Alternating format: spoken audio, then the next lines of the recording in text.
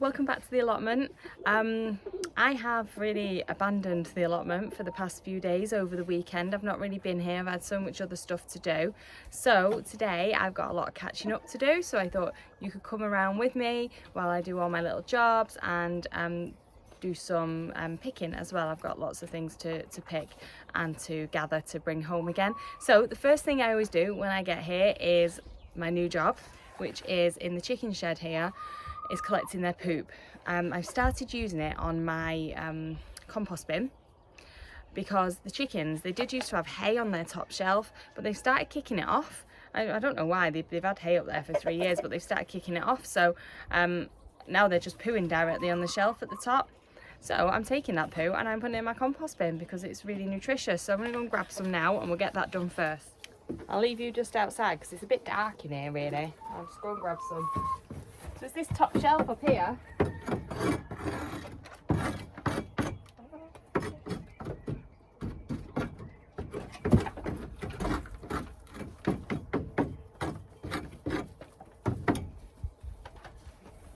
That's it. Nice overnight batch of poo there that we'll go and put in the compost bin now. This is my compost bin area. It's a massive big thing here, and I've got another one over this side that I'm going to hopefully start to fill up when this one's full. This one is taking much longer than I actually thought it was going to fill up because I've made it so big. So I've just been dumping the poo in there every day, and also I've got lots of grass clippings in there from when we did the grass the other day, so I've got lots of that in there at the moment. And then I've got a big pile of cardboard just on the floor down here that I'm just ripping up and throwing in as well. So I do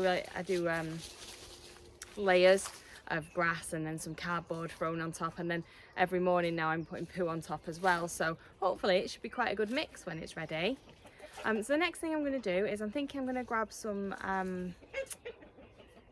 cabbage. I think we'll get some cabbage and then we'll go and see the radishes because I don't know if there's going to be any to harvest today because they've been eating a lot, they've been attacked by slugs. And then we'll go up to the polytunnel and I've got some herbs that I want to get out of the polytunnel as well, and I'll tell you all about my plans for them too. So one of the jobs I've just realised that I need to do is sort these peas out. I did talk about them on last week's video, but then I totally forgot about them since then, and we've had some really heavy wind the past few days and it's really blown them over. So whereas I put this to stop them all coming this way, now the wind's come and blown them all that way. So I'm going to try and tie them up with some twine. Don't know if it's going to work, but let's see if I can sort of tie them so they sit in the middle, because these are all really flowering now and they're going to have peas on them soon, and then that's going to be a problem because it'll just get so heavy it's all just going to fall over. So let's get some twine and see what I can do. I don't know if this is going to work. I don't want to damage any of them either.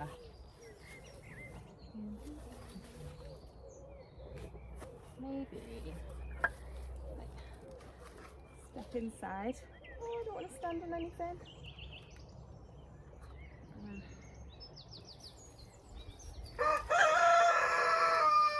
Oh, it's really bad down here. They've all fallen down. Get that out there. Sometimes you can just do with another pair of hands. Right.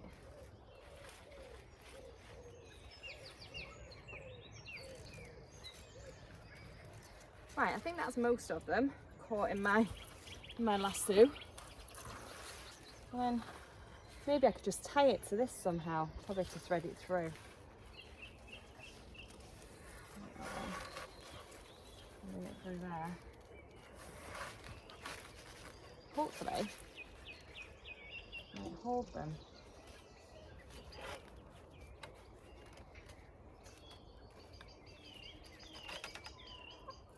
There.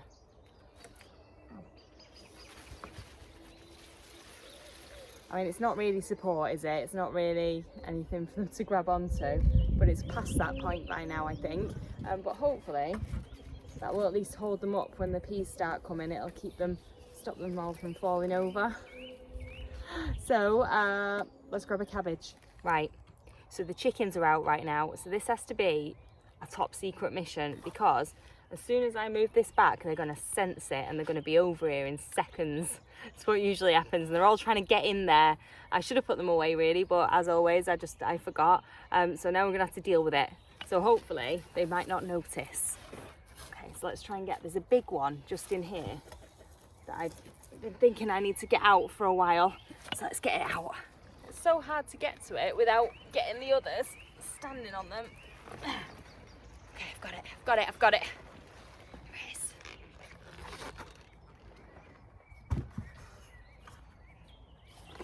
I'm just going to go back for the yellow leaves because I don't want to leave them in there. They're just like an invitation for slugs. Oh, here she is. Oh, stop eating my cabbage. Oi, go on. Told you. Go on. They're so fast and they're so sneaky. It's just unbelievable. She's down here now. She's dying to eat this. Look at the size of this. It's massive. Massive. So that's the second cabbage that I've pulled up now. And honestly, I just can't believe it. I cannot believe, get off, that I've managed to grow something this big. I know the chickens think it's for them. She's pecking it right now. Right, let's move away from here. I want to see what I can get out of the radish bed. So here we are in the radish bed. Let's have a look, see what I can find in here.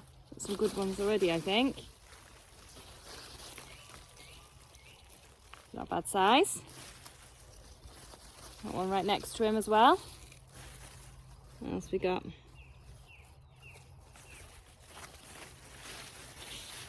Some real big purple ones in here coming up. These are nice, the purple ones as well. I can't remember the exact name of them. Ow, that was a stinging nettle. Another one. Oh, okay, so there's that one. That one's been eaten a bit though. Oh,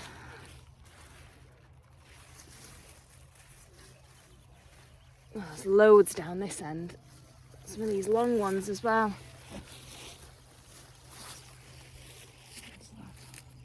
These long tight ones, they're quite nice. Got a few of them, but the slugs really seem to like the long ones.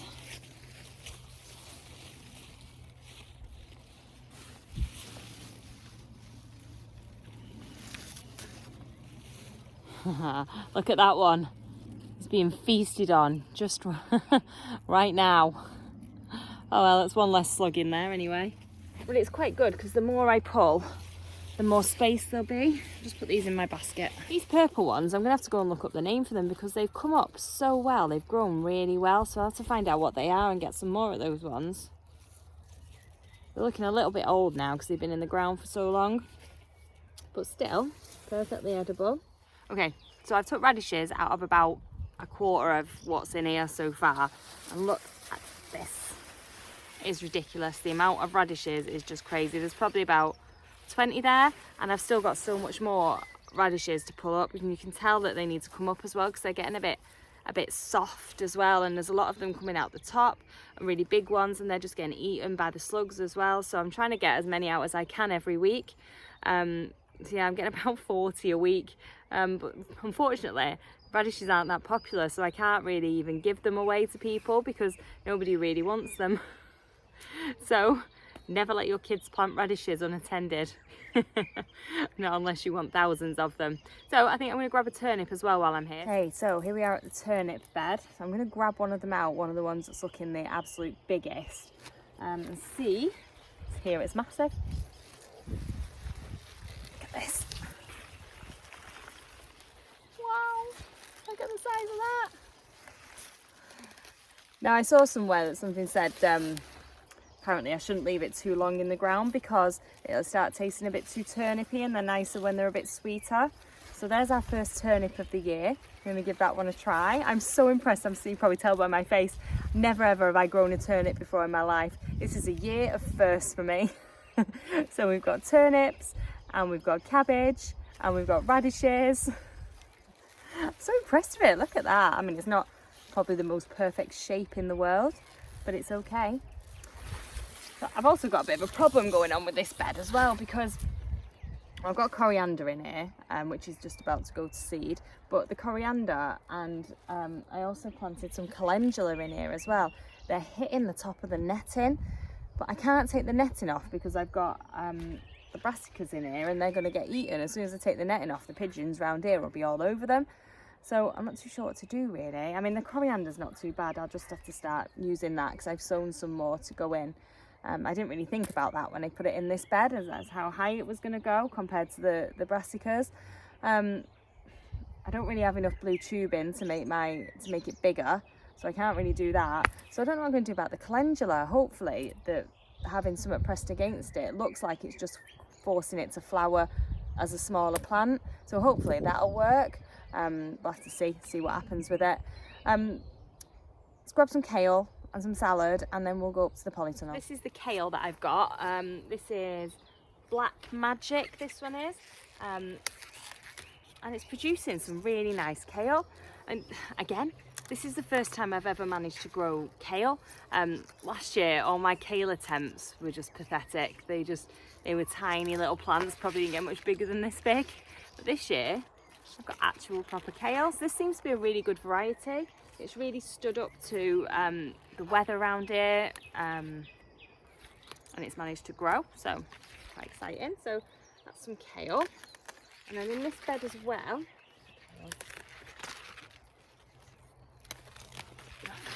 put the kale in my basket. Just grab the basket. It's getting a bit packed, this basket. Some kale. And then I think I'm going to get some chard as well. The chard's getting quite big in here. So I've got some bright lights in here. So I've got some orange stem ones, some white stem ones, and some yellowy stem ones as well. So I'll get some of those. Some of them have got quite big. Just grab them from over here.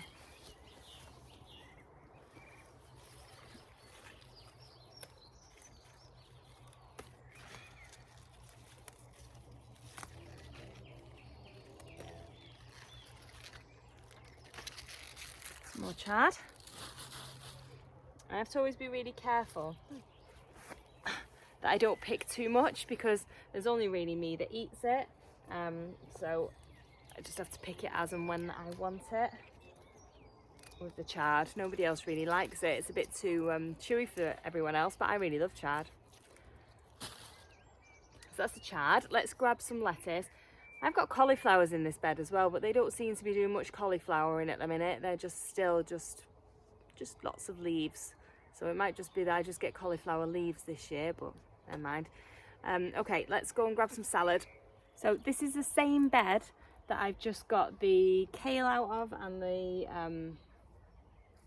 chard out of, and then the turnip as well, all in the same bed. Everything that I've just pulled out just then, just in different areas. So the turnips are here behind the lettuces, and then at the other end of the bed, that's where I've got the chard and the kale all going, and then in between there's the cabbages and the non-cauliflowering cauliflowers. So I'm going to get some of this rhodon, because I found what it's helpful to do is to pick in sections for my lettuce, because I've got so much lettuce around. I mean, it's fine, it's, you know, it's not a problem for it to be in the ground, it'll just get ahead. So I pick in sections, so sort of rotate around the allotment, and pick from different sections on different days, and then it gives them a chance to grow back as well. And I find that's making them last for quite a long time. And some of these plants I've been picking from now for quite a while, for a good 6 weeks, and they still look really, really healthy, and they're still giving me lots and lots of lettuce. There's what, 1, 2, 3, 4 plants there, and that's I could probably pick that again off those as well. I'll put that in the basket. I might take another couple actually, just to get it back a bit more. A couple. And then just behind here, I've got some spinach as well, and it's really bolting, it's really going to seed, so I'll grab some spinach. I'm just taking the plants out now, and create space for the next batch of lettuces that I've got coming through, and hopefully they'll fit in just around the potatoes and the broad beans. So let's grab some of that out as well. So this is the bed with the spinach in, so you can see, getting attacked by midges, but you can see that it's all going to to seed now. Let's get this one out.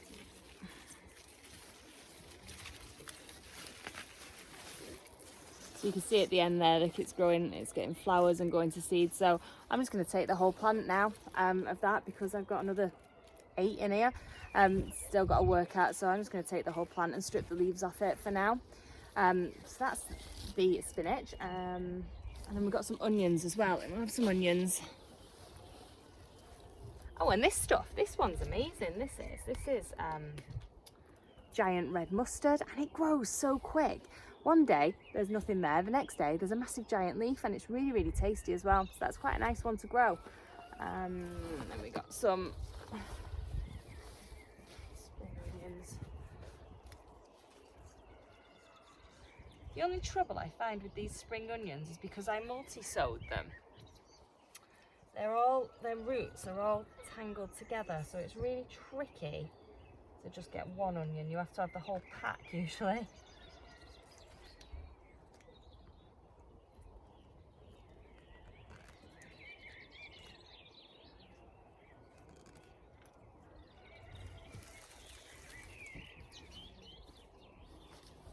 So that's not a bad bunch of spring onions there either. So I thought while I'm here, I'll have a quick look at the broad beans as well and see if they're looking ready. And do you know what? They look pretty good.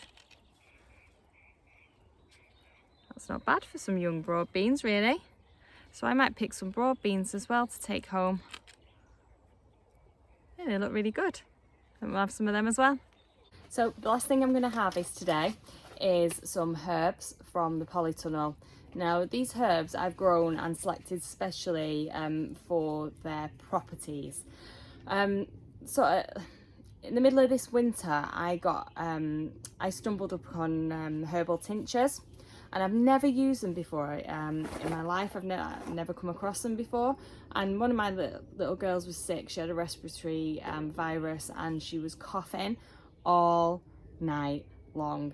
And I came across mullein, and it said if you use a mullein tincture it could really work.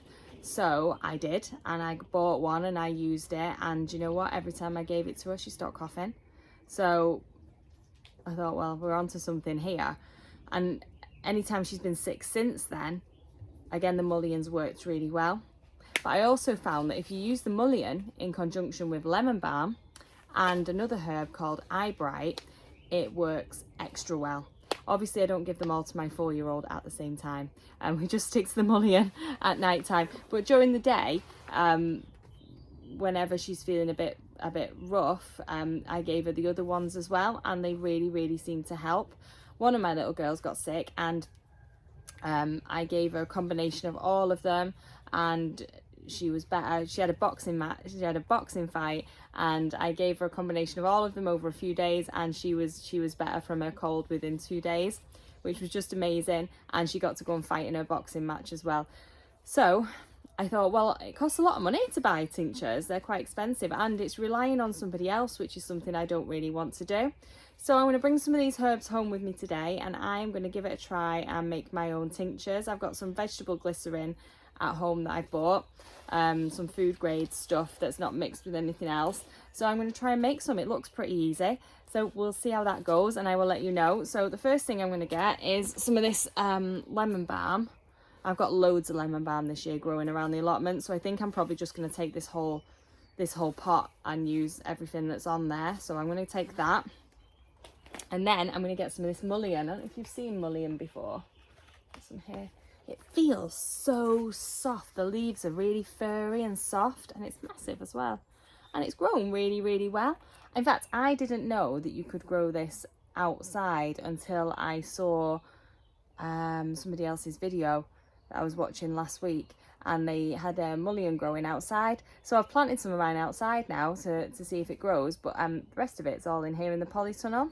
So I'm going to pick some of these leaves as well. I think you can make a tea out of them too. I mean, I am not giving medical advice on this channel. This is just things that I've done that have personally worked for me. But I do believe that you can make a tea that's really good for respiratory illnesses out of the leaves as well. So I'm going to take a few of these. I've got a few more down here, and then I'll show you the other one that I've got.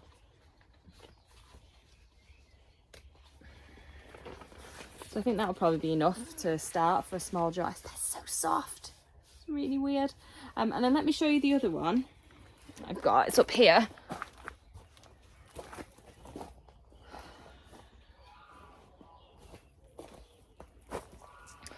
And this one is called Eye Bright, and this is another one that's been quite helpful for us for respiratory conditions.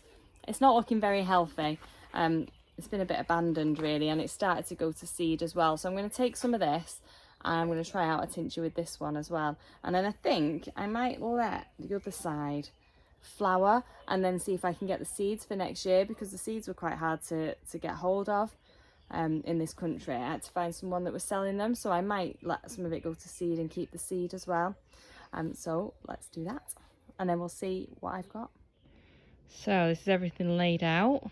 The radishes, we've got the herbs there, the lemon balm, the mullein and the eye bright, the monster cabbage, spinach, the kale, the beans, the lettuce, spring onions, chard and the turnip. Not bad really for early June. So that's it for today. I'm off home now to process all of this food and try and get it all cleaned up, and I'll see you next time. Bye bye.